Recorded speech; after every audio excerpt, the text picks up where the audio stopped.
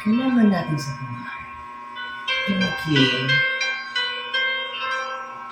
walang dapat ipag-alala. Kami lahat ay nagpapatlog sa muka. Yan ang sinabi ng bata. Kailangan huwag kang mawala ng pag-asa. Yan ang dapat mo gawin. Sa lahat ng buhay, palagi may problema ka. Hindi mo natin inaasahan, pero darating at darating yan. Hindi man ngayon, bukas,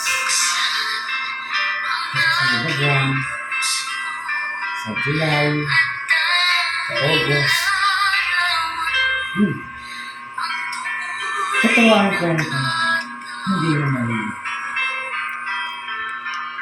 ng isang batang aso na nangarap na magkaroon ng sariling bahay, pamilya.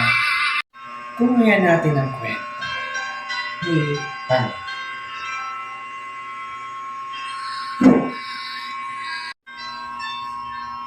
Dear Char, sumulat ako upang ibahagi ang aking kwento.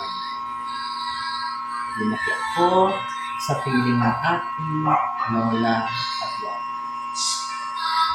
Nung malapit pa ako, lagi akong naliligo sa dagat na nakahupad.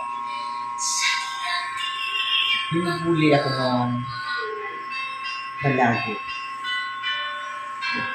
Hindi ako lumalaban sa akin.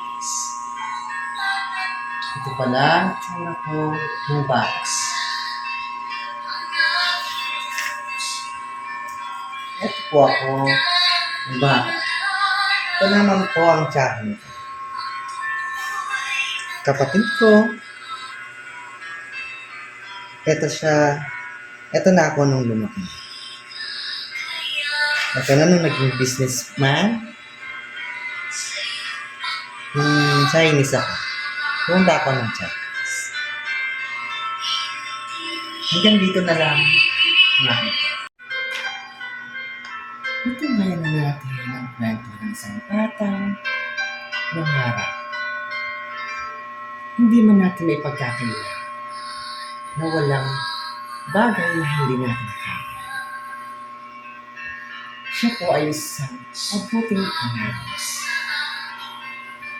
na pinalaki at pinalagaan ng lola at lola.